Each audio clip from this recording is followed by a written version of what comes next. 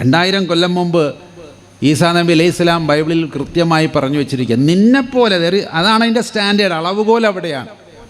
നിനക്കത് ആവശ്യമുണ്ടെങ്കിൽ നിന്നോട് എങ്ങനെ പെരുമാറണമെന്ന് നീ ആഗ്രഹിക്കുന്നു അതുപോലെ തിരിച്ച് പെരുമാറുക. യാക്കോബ് അപ്പസ്തോലൻ്റെ ഒരു ലേഖനമുണ്ട് അവസാനം ബൈബിളിൻ്റെ ലാസ്റ്റ് ഭാഗങ്ങളിൽ.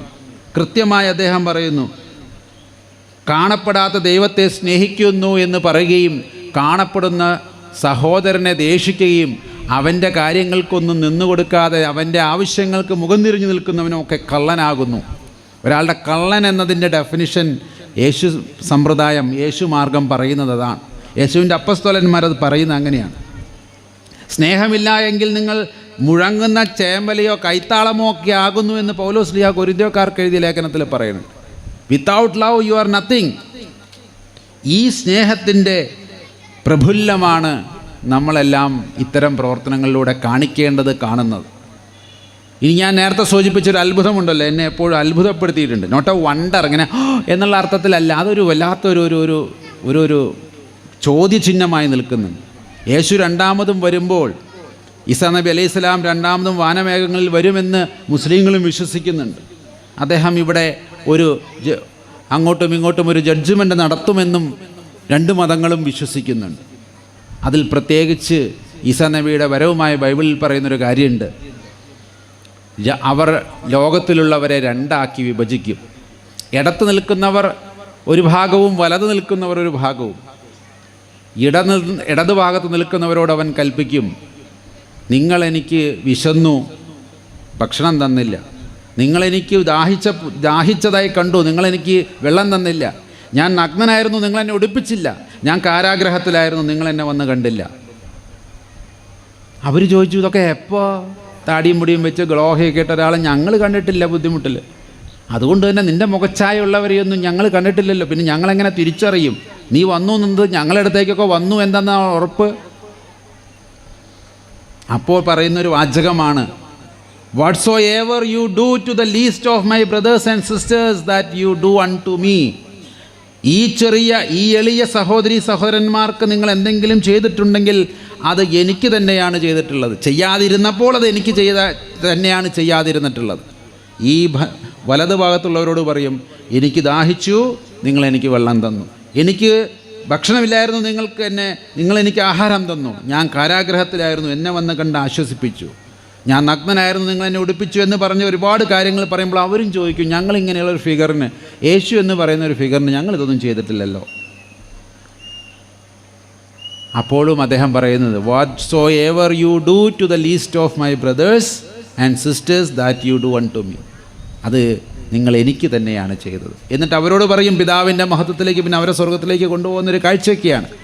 അപ്പോൾ മറ്റുള്ളവർ ഒന്നുകൂടി പറഞ്ഞു നോക്കും, ഞങ്ങൾ നിൻ്റെ പേരിൽ പല അത്ഭുതങ്ങളും പ്രവർത്തിച്ചിട്ടുണ്ട്. കണ്ണ് കാണാത്തവർക്ക് കണ്ണ് കൊടുത്തു, മൂക്ക് കേൾക്കാനില്ലാത്തവർക്ക് മൂക്ക് കൊടുത്തു, ചെവി കേൾക്കാത്തവന് ചെവിട് കൊടുത്തു, ഊമയെ സംസാരിപ്പിച്ചു, പള്ളി പണിതു, അത് ചെയ്തു, ഇത് ചെയ്തു എന്നൊക്കെ ഒന്ന് ലിസ്റ്റ് ഔട്ട് ചെയ്യും.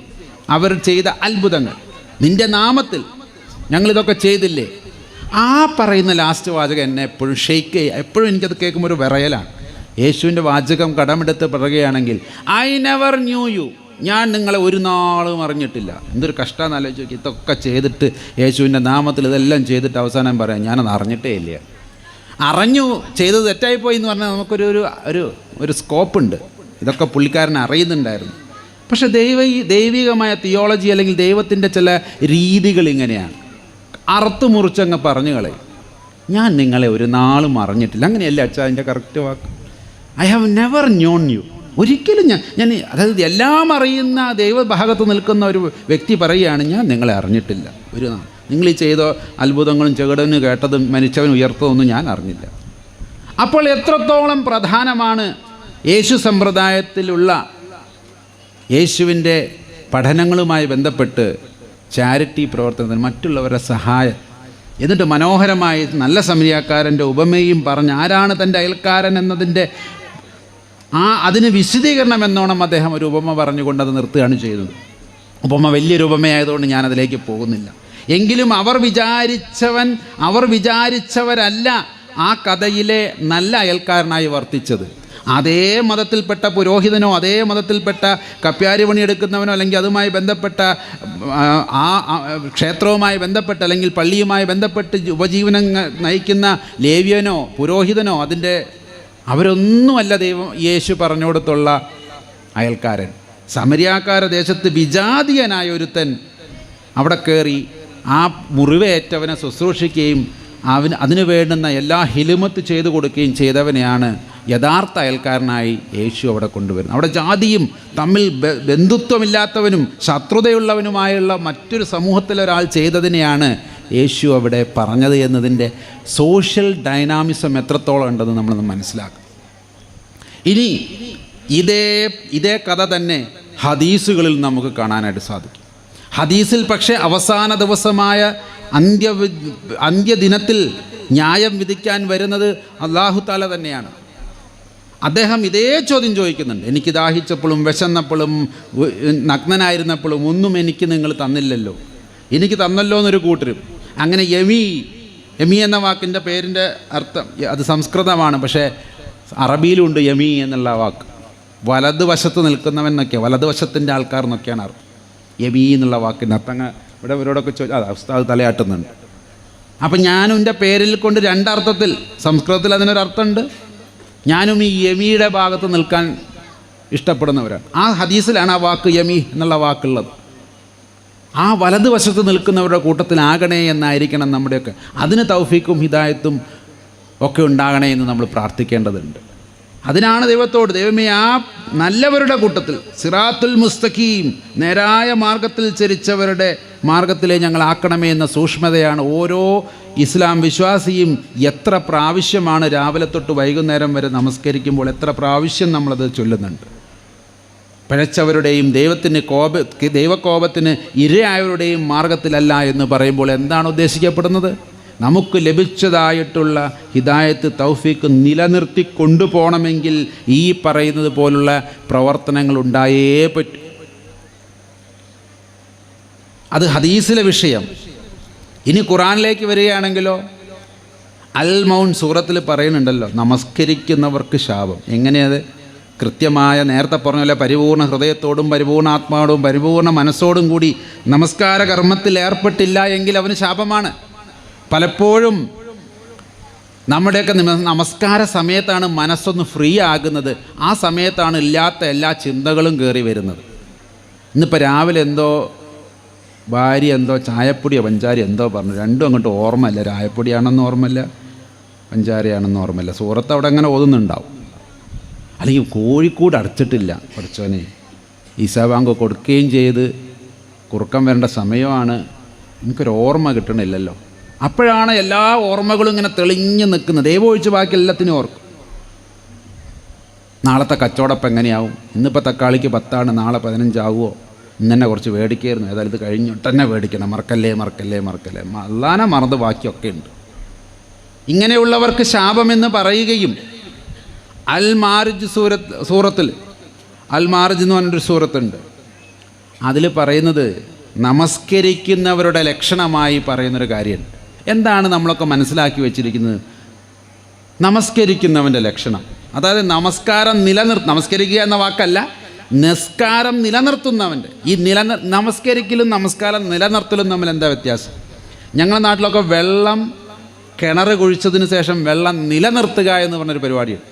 വെള്ളം കണ്ടു എന്ന് പറഞ്ഞാൽ അത് മൂടിയിട്ട് പോരൂല, അത് നിലനിൽക്കണം. ഏത് വേനൽക്കാലത്തും കുറച്ച് മാസത്തേക്ക് ഉപയോഗിക്കാനുള്ള വെള്ളം അതിൽ നിലനിൽക്കാൻ തക്കവണ്ണം വീണ്ടും താഴ്ത്തും. അത് നിലനിർത്തി ഒരാൾ 2 ആൾ 3 ആൾ പൊക്കം വെള്ളം ആ ഉറവ തരുന്നുണ്ട് എങ്കിൽ അതിൻ്റെ അർത്ഥം വെള്ളം നിലനിന്നു എന്നുള്ളതാണ്. ഇതേ ആശയമാണ് നമസ്കാരം നിലനിർത്തുന്നവർ. അവർ വെറുതെ നമസ്കരിച്ചു എന്ന് മാത്രമല്ല, അവരെ സംബന്ധിച്ചിടത്തോളം അവർ നമസ്കാരം നിലനിർത്തുന്നവരാണ്. അതിൻ്റെ ഒരു പ്രധാന ലക്ഷണമായി ഞാനൊക്കെ വായിച്ചിട്ടുള്ള കേട്ടോ. എന്തെങ്കിലും ഉണ്ടെങ്കിൽ ഉസ്താദ് ഒന്നും കൂടി നിങ്ങൾക്ക് തിരുത്തി തരും, അല്ലെങ്കിൽ അടുത്ത വെള്ളിയാഴ്ച പറഞ്ഞു തരും. ഞാൻ മനസ്സിലാക്കിയത് ഇതാണ്. മിസ്കീനായിട്ടുള്ളവരെയും മഹ്റൂമിങ്ങളെയും തിരിച്ചറിയുക എന്നാണ് ആയത്തിൽ 2 വാക്ക് ഉപയോഗിച്ചിട്ടുണ്ട്, മിസ്കീൻ ആൻഡ് മഹ്റൂം. എന്താ രണ്ടും തമ്മിലുള്ള വ്യത്യാസം? മിസ്കീൻ എന്ന് പറഞ്ഞാൽ പാവപ്പെട്ടവൻ, ഇല്ലാത്തവൻ. ആ ഇല്ലാത്തവൻ ഒരുപാട് ആനുകൂല്യം കൊടുത്തിട്ടുള്ളൊരു മതമാണ് ഇസ്ലാം. അങ്ങോട്ട് കയറി ചെന്ന് ചോദിക്കാം. ഞാനൊരു പാവപ്പെട്ടവനാണെന്നും എനിക്ക് മറ്റ് മാർഗങ്ങളില്ലെന്നും എനിക്ക് ഉറപ്പായാൽ എനിക്കൊരു മുതലാളിയോട് പോയി ചോദിക്കാം. ദാ ഞാൻ ചെന്ന് വിശ്രമിച്ച മുതലാളിയുണ്ട് ഇവിടെ, ബിജു സാറിൻ്റെ വീട്ടിലാണ് ഞാൻ. അദ്ദേഹത്തിൻ്റെ വീട്ടിലേക്ക് ധൈര്യമായിട്ട് ചെന്നിട്ട് ചോദിക്കാം, നിങ്ങളുടെ സക്കാത്തിന് എനിക്ക് അർഹത ഉണ്ട്, തരാൻ പറ്റുമോ എന്ന്. അത് ഇസ്ലാം കൊടുക്കുന്നൊരു സ്വാതന്ത്ര്യമാണ്. മറ്റൊരു മതവും കൊടുക്കാത്ത ഒരു പ്രത്യേക എക്കണോമിക്കൽ രീതിയാണത്. ആവശ്യക്കാരന് കയറി ചെന്ന് എൻ്റെ അവകാശം തായോ എന്ന് പറയാനുള്ള ഒരു ഡൈനാമിസം അത് വേറെ. മറ്റവരൊക്കെ കൊടുക്കുന്നവൻ്റെ കാരുണ്യത്തിലാണ് ആശ്രയിക്കുന്നത്. ഇത് വാങ്ങുന്നവൻ്റെ അവകാശത്തിന്മേലാണ് സക്കാത്ത് നിലനിർത്തുന്നത്. അതുകൊണ്ട് മിസ്കീന് നിങ്ങൾ കൊടുത്തില്ലെങ്കിൽ ചോദിച്ചു വാങ്ങിക്കോളും. പക്ഷേ ഈ രണ്ടാമത് പറഞ്ഞ മഹ്റൂമുകളുണ്ടല്ലോ, മഹ്റൂമീങ്ങൾ, ഹറാമാക്കപ്പെടുക എന്ന വാക്കിൻ്റെ മറ്റൊരു രൂപമാണ് മഹ്റൂം. എന്ത് ഹറാമാക്കപ്പെട്ടവൻ? ദൈവം തന്നെ ചിലവർക്ക് സമ്പത്ത് ഹറാമാക്കപ്പെട്ട് കൊടുത്തിട്ടുണ്ട്. നീ അത് ഈ ജന്മത്തിൽ ഉപയോഗിക്കേണ്ട എന്ന് പറഞ്ഞത് നല്ല അർത്ഥത്തിലാണ്. കാരണം അതുകൊണ്ടുണ്ടാകുന്ന ദോഷങ്ങളിൽപ്പെട്ട് അവൻ ഇഹവും പരവും നഷ്ടപ്പെടാതിരിക്കാൻ ദൈവം തന്നെ ചിലവർക്ക് സമ്പത്ത് ഹറാമാക്കി കൊടുക്കും. ആ കൂട്ടത്തിലൊക്കെ പെട്ടാൽ ഞാനിട്ടോ. കാരണം ഈ ഒരു വിധാനത്തിൽ ജീവിക്കുമ്പോൾ, ഇപ്പോൾ ഇവിടെ വന്നപ്പോൾ അവർ പറഞ്ഞു 2 നേരത്തെ കുറച്ച് എന്താണ് പച്ചക്കറി തിന്നണം. അതിനൊന്നും ഇത്ര വലിയ സമ്പാദിക്കേണ്ട കാര്യമൊന്നുമില്ല. എന്നാൽ ലക്ഷക്കണക്കിന് രൂപ ശമ്പളം വാങ്ങിയിരുന്ന ഒരാളായിരുന്നു ഞാൻ. പിന്നെ മനസ്സിലായി എന്തിനാപ്പത്. ആ സമ്പത്ത് ദൈവം ഹറാമാക്കപ്പെട്ടൊരു സമയമുണ്ടായിരുന്നു. അതിൻ്റെ അർത്ഥം എല്ലാവർക്കും അല്ല കേട്ടോ, മഹ്റൂമിനെ സംബന്ധിച്ചായി പറയുന്നു. അങ്ങനെയുള്ളവർ എങ്ങനെയാണ് ജീവിക്കുക പിന്നീട് എന്ന് ചോദിച്ചു കഴിഞ്ഞാൽ, അവരാരും അവരുടെ ദൈന്യത മറ്റുള്ളവരെ കാണിക്കാൻ ഇഷ്ടപ്പെടില്ല, അത് ചർച്ച ചെയ്യില്ല. അവൻ്റെ വീട്ടിൽ അടുപ്പ് പുകഞ്ഞിട്ടില്ലെങ്കിലും ഭാര്യയ്ക്കും മക്കൾക്കും പട്ടിണിയാണെങ്കിലും അവൻ ചോദിക്കില്ല. ഇത് അവകാശമായി ഞാനൊരു മിസ്കീനാണെന്ന ബോധത്തിൽ ചെന്ന് ആരോടും ചോദിക്കില്ല. കണ്ടറിഞ്ഞ് ദൈവം തന്നെ അതിനുള്ള പരിഹാരം മറ്റുള്ളവരിലൂടെ ചെയ്തു കഴിഞ്ഞാൽ അവനത് വാങ്ങും. സഹാബത്തിൻ്റെ കൂട്ടത്തിൽ ഒരുപാട് മഹ്റൂമിങ്ങളുണ്ടെന്ന് ഞാൻ കേട്ടിട്ടുണ്ട്. അപ്പോഴാണല്ലോ ഈ എന്തുകൊണ്ടാണ് ഈ ഖുർആൻ ആയത്ത് അവിടെ ഇറങ്ങിയത് എന്ന് നമുക്ക് മനസ്സിലാക്കേണ്ടത്. കാരണം എല്ലാവരും ഭക്ഷണം കഴിച്ച പോലെയൊക്കെ കാണിക്കും.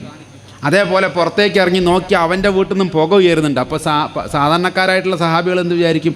ആ സഹാബീൻ്റെ വീട്ടിൽ എന്തോ ഉണ്ടാക്കുന്നുണ്ട്, പുകയൊക്കെ പോകുന്നുണ്ടോടി, കുറച്ച് പുകയൊക്കെ പോകുന്നുണ്ട്. അതിൻ്റെ അർത്ഥം വെറുതെ വെള്ളം തിളപ്പിക്കുകയോ അല്ലെങ്കിൽ അടുപ്പ് കത്തിച്ച് പുകയ്ക്കുകയായിരിക്കും. ഒന്നുമില്ല, അടുപ്പത്ത് വെക്കാൻ പച്ചവെള്ളം പോലും ഉണ്ടാവില്ല. എന്നിരുന്നാലും അവൻ ആരോടും ചോദിക്കില്ല. അവൻ ദൈവത്തിൽ ഭരമേൽപ്പിച്ചവനാണ്. ദൈവമേ, എനിക്കിത് നിഷേധിച്ചത് നീയാണെങ്കിൽ നീ തന്നെയാണ് ഇതിനൊരു പരിഹാരം ചെയ്യേണ്ടത് എന്ന ബോധത്തിൽ നിൽക്കുന്നവനാ. അങ്ങനെയുള്ളവൻ പോയി ഇറക്കൂല, ചോദിക്കൂല. അല്ലെങ്കിൽ അവന് ചോദിക്കാനുള്ള അർഹത അല്ലെങ്കിൽ അങ്ങനെ ചോദിക്കാനുള്ള മനസ്സവനുണ്ടാവില്ല. അങ്ങനെയുള്ളവരെ മനസ്സിലാക്കുന്നത് നമസ്കാരം നിലനിർത്തുന്നവനാണ്. അതാണ് നമസ്കാരം നിലനിർത്തിയവൻ്റെ ലക്ഷണം. സക്കാത്ത് കൊടുക്കാൻ ഞാൻ പറയുന്നത് ഇവിടെ സക്കാത്ത് കൊടുക്കുന്ന വളരെ പ്രധാനപ്പെട്ട കാര്യമായി പറഞ്ഞു. ഇസ്ലാമിക് എക്കണോമിക്സിൻ്റെ ചില മൈക്രോ മാനേജ്മെൻറ്റ് കണ്ട് ഞാനൊക്കെ പലപ്പോഴും അന്തം വിട്ടുപോയിട്ടുണ്ട്. പല രീതിയിലും അതൊന്നും ഇനിയും പഠിക്കപ്പെട്ടിട്ടില്ല. പല യൂണിവേഴ്സിറ്റികളും ഞാനതിന് പ്രബന്ധങ്ങളുണ്ടോയെന്ന് അന്വേഷിച്ചിട്ടുണ്ട്. അൽ-അസർ യൂണിവേഴ്സിറ്റി വരെ ഞാൻ പോയിട്ടുണ്ട്. ഇസ്ലാമിക് എക്കണോമിക്കുമായി ഇനിയും പല നല്ല കാര്യങ്ങൾ ഇനിയും പഠന വിഷയമാക്കിയിട്ടില്ല. ഒന്നാലോചിച്ച് നോക്കൂ, നിങ്ങളുടെ 4 പാടുമുള്ള തെക്കോട്ടും വടക്കോട്ടും കിഴക്കോട്ടും പടിഞ്ഞാറുമുള്ള 4 ദിക്ക് എടുക്കുകയാണെങ്കിൽ 40 വീടുകളിൽ നിങ്ങൾക്ക് ഉത്തരവാദിത്തമുണ്ടെന്ന് പറയുന്നൊരു ഹദീസ് ഉണ്ടെന്നാണ് ഞാൻ മനസ്സിലാക്കി വെച്ചിരിക്കുന്നത്. ഉണ്ടെന്നാണ് പല പണ്ഡിതന്മാരും ഞാൻ ഓർമ്മപ്പെടുത്തിയത്. നമ്മളെയൊക്കെ ചില വിമർശകരായിട്ടുള്ളവർ പറഞ്ഞു അങ്ങനത്തെ ഒരു ഹദീസേ ഇല്ല, ഇല്ലെങ്കിൽ വേണ്ട. ഞാൻ പറഞ്ഞൊരു 4 വീട് നമ്മളൊന്ന് നോക്കിയിരുന്നെങ്കിൽ 40 വേണ്ട. 4 വീടുകൾ നമുക്ക് തെക്കും വടക്കും ചുറ്റും 4 വീട് നമ്മുടെ ഒരു മുസ്ലിമിന് ചുറ്റും 4 വീടുകളുടെ സുസ്ഥിതി അവൻ ഏറ്റെടുത്താൽ ഈ കേരളത്തിൽ റേഷൻ സംവിധാനം വിതരണം വേണ്ട. കേന്ദ്രത്തിൻ്റെയും വേണ്ട, കേരളത്തിൻ്റെയും വേണ്ട. അവനാരും പട്ടിണി കിടന്ന് മരിക്കൂല. അവരാരുടെയും മക്കൾ പഠിക്കാതിരിക്കൂല. എഡ്യൂക്കേഷന് വേണ്ടി നമുക്ക് കൊടുക്കാനായി സാധിക്കും. ഓരോ ഇസ്ലാമിൻ്റെയും അത് എത്രത്തോളം മൈക്രോ ലെവൽ മാനേജ്മെൻറ്റാണ് ഇക്കണോമിക്സിൻ്റെ. പക്ഷെ ഇങ്ങനെയെന്നുള്ളൊരു പ്രൊജക്റ്റ് ഇന്ന് വരെ ഒരു യൂണിവേഴ്സിറ്റികളിലും ഒരു സ്ഥലത്തും പഠിക്കപ്പെട്ടിട്ടില്ല എന്നുള്ളതാണ് എൻ്റെയൊക്കെ എന്നെപ്പോലുള്ള പുറമേ നിൽക്കുന്നവരിൽ നിന്നുള്ള വിഷമം. സക്കാത്ത് കൊടുക്കാൻ എളുപ്പമാണ്, പക്ഷെ ഈ ലെവലിലേക്ക് മാനേജ് ചെയ്യാനോ? മഹ്റൂമിനെ തിരിച്ചറിയുക എന്ന് പറഞ്ഞാൽ നമസ്കാരം കഴിഞ്ഞ് ഒരാളെ കാണുമ്പോൾ അവൻ്റെ ഉള്ളിൽ അല്ലാഹ് വജൂദായി അവൻ്റെ കണ്ണിലൂടെയും അവൻ്റെ നമസ്കാരം കൊണ്ട് ശുദ്ധമാക്കപ്പെട്ട ബോധത്തിലൂടെ ദൈവത്തിന് പ്രവർത്തിക്കാനും അവൻ്റെ കണ്ണിലൂടെ ആവശ്യമുള്ള മഹ്റൂമിനെ തിരിച്ചറിയുകയും ചെയ്യുന്ന വലിയൊരു സൈക്കോ സോഷ്യൽ ഡൈനാമിസം ഉണ്ട് ഇവിടെ. ഒരു സൈക്കോ സോഷ്യൽ ഡൈനാമിസം. അതൊന്നും ഇവിടെ ആരും ചർച്ച ചെയ്യുന്നുള്ളതാണ് ഞങ്ങളുടെയൊക്കെ എൻ്റെയൊക്കെ വിഷമം. അങ്ങനെ ഒരാൾ രാവിലെ എഴുന്നേറ്റ് സുബഹി നിസ്കരിച്ച് അൽഹംദുലില്ലാ എന്ന് പറഞ്ഞ് പുറത്തേക്ക് ഇറങ്ങുമ്പോൾ ഒപ്പം നിന്ന് സുജൂദ് ചെയ്തവൻ്റെ മുഖത്തേക്ക് നോക്കുമ്പോൾ ഇവൻ്റെ ഉള്ളിൻ്റെ എവിടെയോ ഒളിപ്പിച്ചു വെച്ചതിലും അപ്പുറം ദൈവത്തിൻ്റെ മുമ്പിൽ പരിശുദ്ധനായി ജീവിക്കുന്ന ഈ വ്യക്തിക്ക് എന്തോ പ്രശ്നമുണ്ടല്ലോ എന്ന് തോന്നി അവന് വേണ്ടുന്നത് അവനെ നിരീക്ഷിച്ച് ചെയ്തു കൊടുക്കുന്ന ഒരു പാരമ്പര്യം. ഇത് ഉമ്മർ റളിയല്ലാഹുവിൻ്റെ കാലത്തും ഉസ്മാൻ റളിയല്ലാഹുവിൻ്റെ കാലത്തുമൊക്കെ അവരുടെ ജീവിതത്തിൽ അവർ പാലിച്ചിരുന്നു. അതുകൊണ്ടാണ് രാത്രിയിൽ തലമുണ്ടിട്ട് എല്ലാവരും ഉറങ്ങുന്ന സമയത്ത് തലയിൽ മുണ്ട് വലിച്ച് പുതപ്പ് വലിച്ച് ഇട്ടിട്ട് ഓരോ വീടിൻ്റെ പരിസരത്തും പോയി എന്താണ് ആ വീട്ടിൽ വല്ലതും തിന്നാനുണ്ടോ, കുട്ടികൾ കരയുന്നുണ്ടോ, കുട്ടികൾക്ക് എന്തെങ്കിലും ഭക്ഷിക്കാനുണ്ടോ എന്നതിൻ്റെ കണക്കെടുക്കുന്ന ഭരണാധികാരി. ഇന്നത്തെ ഭരണാധികാരിയൊക്കെ ഏത് വീടിൻ്റെ അപ്പുറം പോയാൽ അതൊക്കെ നിൽക്കുന്നത്, പോയാൽ വേറെ വല്ല ഉദ്ദേശത്തിനായിരിക്കും. അങ്ങനെയുള്ളവരുടെ കഥകളാണ് നമ്മുടെയൊക്കെ മതങ്ങളിൽ കൂടുതലുമുള്ളത്. എന്നിട്ട് സ്വന്തം വീട്ടിൽ ചെലവിന് വെച്ചിരിക്കുന്ന എണ്ണയും ഒലിവെണ്ണയും മാവും മറ്റ് കാര്യങ്ങളുമൊക്കെ സ്വന്തം തലയിൽ ചുമടെടുത്ത് കൊണ്ടുപോയി കൊടുത്ത ഖലീഫമാർ എത്രയുണ്ടായിരുന്നു നമുക്ക്. അത് ഏറ്റാൻ വന്നു കഴിഞ്ഞാൽ ഭൃത്യനോട് പറഞ്ഞു, ഇത് നിൻ്റെ കടമയല്ല, ഇത് എൻ്റെ കടമയാണ്. എൻ്റെ നാട്ടിലൊരു ഒരുത്തൻ പട്ടിണി കിടക്കുന്നുണ്ടെങ്കിൽ അത് നിൻ്റെ തലയിൽ ഏറ്റിച്ച് കൊണ്ടുപോകാനുള്ളതല്ല. അത്രത്തോളം വിനയം. ആ വീട്ടിലേക്ക് വേണ്ടുന്ന സാധനങ്ങൾ ഒരു രാജ്യത്തിൻ്റെ ഭരണാധികാരി തലയിൽ ചുമന്നു കൊണ്ട് പോകുന്ന സൂക്ഷ്മതയുടെ പേരാണ് ഇസ്ലാം. അതായിരിക്കണം ഇസ്ലാം. ആർക്കെങ്കിലും എന്നോട് വിയോജിക്കാനുണ്ടോ? എന്നെ കേൾക്കുന്ന ഏത് മതത്തിലുള്ളവരും എന്നോട് പറയും, ഇതിനെയാണ് ഞാൻ ഇസ്ലാം എന്ന് പറയുന്നത്. അത്രത്തോളം നിന്നോ? ഉമർ റളിയല്ലാഹുവിൻ്റെ കാലത്ത് ഉമർ പറഞ്ഞു എന്ന് പറയുന്നൊരു ഹദീസുണ്ട്. ടൈബ്രീസ് നദിയുടെ തീരത്ത് ഏതെങ്കിലും ഒരു കഴുത ഭക്ഷണം കിട്ടാതെ കരയുന്നുണ്ടെങ്കിൽ അതിൻ്റെ ഉത്തരവാദിത്തം ഞാൻ ഏറ്റെടുത്ത് രാജിവെക്കുന്നു എന്ന് പറയാൻ ധൈര്യമുള്ള എത്ര പഞ്ചായത്ത് മെമ്പർ, വാർഡ് മെമ്പർ മുതൽ അങ്ങ് പ്രധാനമന്ത്രി വരെയുള്ള എത്ര പേർക്കറിയാം? ഈ അർത്ഥത്തിലാണ് അവിടെയൊക്കെ മാതൃകാപരമായ പൊളിറ്റിക്സ്. അതായത് ഒരു കഴുത ഭക്ഷണം കിട്ടാതെ കരഞ്ഞാൽ മതി, ഞാൻ രാജിവെക്കുന്നു. ഇതിലുണ്ടോ പറയാൻ? അവനവൻ്റെ വാർഡിൽ കിടന്ന് മരിച്ചവരുടെ എണ്ണം അറിയാതെ പട്ടിണി കൊണ്ട് മരിച്ചവരുടെ എണ്ണം കൂടുന്ന കാലം. നമ്മുടെയൊക്കെ മൊത്തമായ ചില രീതികൾ കൊണ്ട് കേരളത്തിലൊക്കെ വളരെ കുറവാണെന്ന് കരുതിക്കോളി. പക്ഷേ ഇപ്പോഴും തമിഴ്നാട്ടിലും പല നോർത്ത് ഇന്ത്യൻ ഗ്രാമങ്ങളിലും ഇപ്പോഴും ഇതുണ്ട്. ഒരു നേരം തന്നെ എങ്ങനെ ഭക്ഷണം ഇപ്പോഴും കൊടുക്കുമെന്നറിയാത്ത ആളുകൾ ഇന്നും ഞാൻ കണ്ടിട്ടുണ്ട്. കേരളത്തിലില്ലാന്നുണ്ട്. ഇതൊന്നും ഇപ്പോൾ ഏതോ നൂറ്റാണ്ടിലെ കഥയില്ലെന്ന് പറഞ്ഞു. ഇന്ന് എൻ്റെ കൂടെ ആന്ധ്രയിലൊക്കെ വന്നു കഴിഞ്ഞാൽ രാവിലെ പോകുന്ന വണ്ടിയിൽ കയറണം. കാളകളില്ലാഞ്ഞിട്ട് അമ്മയെയും ഭാര്യയെയും നുകം വെച്ചുകൊണ്ട് ഉഴുന്ന കർഷകനെ ഞാൻ കഴിഞ്ഞ മാസം കണ്ടിട്ടുണ്ട്. കാളകളില്ല, ആടുകളില്ല, പിന്നെ ഇത് നില ഉഴണ്ടേ, ട്രാക്ടറും ഇല്ല. പിന്നെ ആകെ വീട്ടിലുള്ളത് തള്ളയും ഭാര്യയാണ്. രണ്ടാളെയും രണ്ട് പോത്തിനെ പോലെ കാളയെ പോലെ നിർത്തി മകനോ ഭർത്താവോ ഇങ്ങനെ ഉഴുതുണ്ടാക്കുന്ന മാമുമാണ് നമ്മളൊക്കെ ഉണ്ണുന്നത്. ഇതിന് തിരിച്ച് നമുക്കൊന്നും ഉത്തരവാദിത്തം ഉണ്ടാവാൻ പാടില്ലേ? ഇത് പറയാത്ത മതമാണോ? ഇത്രയും ഡൈനാമിസം ഉൾക്കൊള്ളുന്നതാണ് ചാരിറ്റി. ഇനി ഹിന്ദു മതത്തിലേക്ക് വന്നാലോ, ജനസേവ, ജനാർദ്ദന സേവ, മാനവസേവ എന്ന് പറയുന്നതാണ് മാധവസേവ. നരസേവ തന്നെയാണ് നാരായണ സേവ. ജീവസേവ തന്നെയാണ് ശിവസേവ എന്ന് പറയുന്ന എത്രയോ ശ്ലോകങ്ങൾ നമുക്ക് കാണാനുണ്ട്. ഈ ലോകം മുഴുവൻ ഒരു നീഢമാണ്, ഒരു കിളിക്കൂടാണ് എന്ന് പറയുന്ന അധ്യായങ്ങളുണ്ട്. നമ്മളെല്ലാവരും അങ്ങോട്ടും ഇങ്ങോട്ടും ഒന്നിച്ച് ജീവിക്കേണ്ട ഒരു കിളിക്കൂട്ടിൽ എങ്ങനെയാണോ അതിലെ കുട്ടികളെല്ലാം ഒന്നിച്ച് ജീവിക്കുന്നത്, അതുപോലെ അങ്ങോട്ടും ഇങ്ങോട്ടും ഉത്തരവാദിത്തമുള്ളവരാണെന്നാണ് എൻ്റെ അർത്ഥം. ഉദാരചരിതാനാം തു വസുദൈവ കുടുംബകം. ഉദാരചരിതന്മാർക്ക് ഉദാരചരിതനായിരിക്കണം, അല്ലാത്തവനെ കുറിച്ചുകൂടെ പറയുന്നത്. അവനിതൊന്നും ബോധം ഉണ്ടാവില്ല.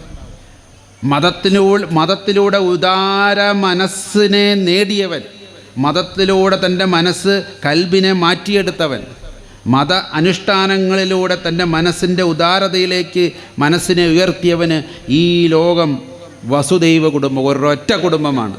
ഈ ഈ ഭൂമിയിലുള്ളവർ എല്ലാവരും ഒരൊറ്റ കുടുംബമാണ്. ഒറ്റ കുടുംബത്തിലുള്ളവർക്ക് ഉത്തരവാദിത്തമില്ല അങ്ങോട്ടും ഇങ്ങോട്ടും. ഇങ്ങനെ നോക്കുകയാണെങ്കിൽ ചാരിറ്റിയുടെ അടിസ്ഥാനം എന്ന് പറയുന്നത് ദൈവത്തെക്കുറിച്ച് പറഞ്ഞു കഴിഞ്ഞാൽ മനുഷ്യനെക്കുറിച്ച് പറഞ്ഞിരിക്കും. സൂറത്തുൽ ബഖറ 2-ാം അധ്യായം 62-ാമത്തെ ആയത്ത്, അൽ മായിദ സൂറത്തുൽ ഇത് 59 പറയുന്നുണ്ട്. എന്താ പറഞ്ഞിരിക്കുന്നത്? Same repetition. അവിടെ ഒരു അവസാനം 1-2 വാക്ക് അങ്ങോട്ടും ഇങ്ങോട്ടൊന്ന് മാറ്റിയെന്നേ ഉള്ളൂ. ഇന്നല്ലദീന ആമനു വല്ലദീന ഹാദു വന്നസാര വസ്വാമീന മൻ ആമന ബില്ലാഹി വൽ യൗമിൽ ആഖിർ വഅമില സ്വാലിഹീൻ ഫലാഹും അജ്റഹും മിൻ റബ്ബിഹിം ലാ ഖൗഫുൻ അലൈഹിം വലാ യഹ്സനൂൻ. ലാ ഖൗഫുൻ, ഒരു പേടിയും വേണ്ട. വലാ യഹ്സനൂൻ, അവൻ ഒരിക്കലും ലജ്ജിക്കേണ്ടി വരില്ല. എങ്ങനെയുള്ളവർ? ഇന്നല്ലദീന ആമനൂൻ, മുഅ്മിനീങ്ങളാകട്ടെ, വിശ്വസിച്ചവരാകട്ടെ, സത്യത്തിൽ വിശ്വസിച്ചവരാകട്ടെ, അറബി പ്രവാചകനിൽ വിശ്വസിച്ചവരാകട്ടെ. വല്ലദീന ഹാദു, യഹൂദൻ എന്ന ദീനിൽപ്പെട്ട യഹൂദ ദീൻ എന്നപ്പെട്ടവരാവട്ടെ, യഹൂദനാവട്ടെ എന്നർത്ഥം. നസാറ, നസ്രാണി ആകട്ടെ. സ്വാബിയീന, സാബിയന്മാരിൽപ്പെട്ടവനാകട്ടെ. എന്താ സ്വാബിയൻ എന്ന് പറഞ്ഞാൽ? അന്നത്തെ കാലത്ത് ഇതിലൊന്നും പെടാതെ കുറച്ച് അൽക്കുലത്തുകൾ അവിടെ ഇവിടെയൊക്കെ ഉണ്ടായിരുന്നു. അവരും അവിടുത്തെ ഇവിടുത്തെ ഹിന്ദുക്കൾ എന്ന് പറയണ പോലെ അവിടുത്തെ ഇങ്ങനെ ഇതിലൊന്നും പെടാതെ നിൽക്കുന്ന അതിൻ്റെ ആദിമ ഗോത്ര സമൂഹത്തിൽപ്പെട്ടവർ. ഇപ്പോൾ ഇന്ത്യയിലൊക്കെ പറയുകയാണെങ്കിൽ ഇന്നപ്പോലത്തെ അൽക്കുലത്തൊക്കെ അതിൽ പെടുന്ന കുട്ടികൾ. ആര് തന്നെയും ആകട്ടെ, എന്താണ്? 2 കാര്യങ്ങൾ. ദൈവത്തിൽ വിശ്വസിക്കുകയും ഇതിനൊക്കെ ഒരു ജഡ്ജ്മെൻറ്റ് ആഹറുണ്ടെന്ന് വിശ്വസിക്കുക. അത് വളരെ എളുപ്പമാണ്. ദൈവത്തിൽ വിശ്വസിക്കാനുള്ള അത്ര എളുപ്പം സത്യത്തിൽ യാതൊന്നിലും ഇല്ല എന്നുള്ളതാണ്. കാണൊന്നും വേണ്ടല്ലോ ഇപ്പോൾ വിശ്വസിക്കുക. അപ്പോൾ കാറ്റിനെ കണ്ടിട്ടൊന്നുമില്ലല്ലോ ഇപ്പോൾ നമ്മൾ വിശ്വസിക്കുന്നത്. കാറ്റ് അനുഭവിച്ചുകൊണ്ടല്ലേ. ദൈവത്തിന് അനുഭവിച്ചാൽ എന്ത് എളുപ്പം മനസ്സിലാക്കാൻ. കരണ്ടിനെ ഇപ്പോൾ എല്ലാവരും കണ്ടിട്ടാണല്ലോ വിശ്വസിക്കുന്നത്, അതോ അനുഭവിച്ചിട്ടോ? ഈ വെളിച്ചമൊന്നുമില്ലല്ലോ കരണ്ട് ഉള്ളത് കൊണ്ട് പ്രവർത്തിക്കുന്ന ഒരു ഉപകരണം മാത്രമാണ്. കരണ്ട് എപ്പോഴും വെളിച്ചം മാത്രമൊന്നുമല്ല, ഇവിടെ സൗണ്ടുമാണ്. ആ കളറല്ല ഈ കളറ്. അതുകൊണ്ട് അതാണ് കരണ്ട് എന്ന് പറയാൻ പറ്റില്ല. പക്ഷെ കരണ്ട് ഉണ്ട്. അഥവാ ആരെങ്കിലും അനുഭവിച്ചാൽ പിന്നെ വഫാത്താവും എന്നുള്ളത് ഉറപ്പല്ലേ. കരണ്ടെങ്ങാനും അനുഭവിക്കാൻ വേണ്ടി പിടിച്ചാൽ അതിലും എത്ര വലിയ കരണ്ടാ ദൈവം. അപ്പോൾ ദൈവത്തിൻ്റെ പ്രവർത്തികളിലൂടെ ദൈവത്തെ നമുക്ക് മനസ്സിലാക്കാൻ സാധിക്കും. ആഖിറിൽ വിശ്വസിക്കാനും വളരെ എളുപ്പമാണ്. കാരണം എന്താ? തുടങ്ങിയാൽ അവസാനിക്കും. ഏതാണ് തുടങ്ങിയിട്ട് അവസാനിക്കാതിരിക്കുന്നത്? ദൈവം ഒഴിച്ച് ബാക്കിയൊക്കെ തുടങ്ങിയാൽ അവസാനിക്കും. ദൈവത്തിന് തുടക്കവും ഒടുക്കവും ഇല്ല. ബാക്കിയുള്ളതിനെല്ലാം തുടക്കവും ഒടുക്കവും ഉണ്ട്. അപ്പം അത് വലിയ വിശ്വാസമൊന്നും അല്ലത്. ദൈവത്തിൽ വിശ്വസിക്കുക, ആഖിറിൽ വിശ്വസിക്കുക. കണ്ടോ, ദൈവത്തെ മേലെ പറഞ്ഞു. ഇനി അടുത്തതാണ് സ്വാലിഹീൻ, സ്വാലിഹായിട്ടുള്ള പ്രവർത്തികൾ ചെയ്യുക. പ്രവർത്തികൾ നന്നായിട്ട് കാര്യമില്ല, നല്ല പ്രവർത്തികളായിട്ടും കാര്യമില്ല. അത് സ്വാലിഹായിരിക്കണം, സ്വീകരിക്കപ്പെടുന്ന നല്ല പ്രവർത്തികളായിരിക്കും. കള്ള് മേടിച്ചു കൊടുക്കുന്നത്, വിറച്ച് നിൽക്കുന്നവന് കള്ള് മേടിച്ചു കൊടുക്കുന്നത് നല്ല കാര്യമാണ്. പക്ഷേ കൂലി കിട്ടൂല. സ്വർഗത്തിൽ ഇഹത്തിലും പരത്തിലും കൂലിയില്ല. മറ്റ് പല തോന്നിവാസങ്ങൾക്കും ഇവിടെ അവസരം ഉണ്ടാക്കി കൊടുക്കുന്നുണ്ട്. കള്ള് വെക്കാനും കഞ്ചാവ് വെക്കാനും എന്ന് വേണ്ട ഒരുപാട് കാര്യത്തിന് വേണ്ടി ഇവിടെ പലതും ചെയ്യുന്നുണ്ട്. അതൊക്കെ സഹായം ചെയ്ത് കൊടുക്കല. പക്ഷെ ദൈവത്തിൻ്റെ മുമ്പിൽ അമില സ്വാലിഹായിട്ടുള്ള അമലുകൾ ഉണ്ടാവും. അങ്ങനെയുള്ളവർക്കാണ് ഫലഹും അജ്റഹും മിൻ റബ്ബിഹിം, റബ്ബിൽ നിന്ന് നിശ്ചയമായും അവന് പ്രതിഫലമുണ്ട്. ലാ ഖൗഫുൻ അലൈഹിം, അവൻ ഒരു തരത്തിലും പേടിക്കണ്ട. ആ പേടിയിലും ഇല്ലായ്മയും ഉറപ്പിലൊക്കെയാണ് ഞങ്ങളൊക്കെ ജീവിച്ചു പോണത്. കാരണം ഇങ്ങനെ ചെയ്യാൻ വേണ്ടി പ്രേരിപ്പിക്കുകയും ഇങ്ങനെ ചെയ്യുന്നിടത്ത് പോയി അതിന് നന്മകൾ ഓതുകയും ചെയ്യുന്നവരാണ് എന്നെപ്പോലുള്ളവർ. കഴിയാവുന്ന രീതിയിൽ ഇടത് കൈ ചെയ്യുന്നത് വലത് കൈ ചെയ്യാതെ സൂക്ഷ്മതയോടുകൂടി മഹറൂമിനെ തിരിച്ചറിഞ്ഞ് ചെയ്യാൻ ശ്രമിക്കുന്നവരാണ് ഞങ്ങളൊക്കെ. ഇങ്ങനെയുള്ളവരേ അവസാനം വരെ വിജയം നേടും. അവൻ ലജ്ജിക്കേണ്ടി വരില്ല.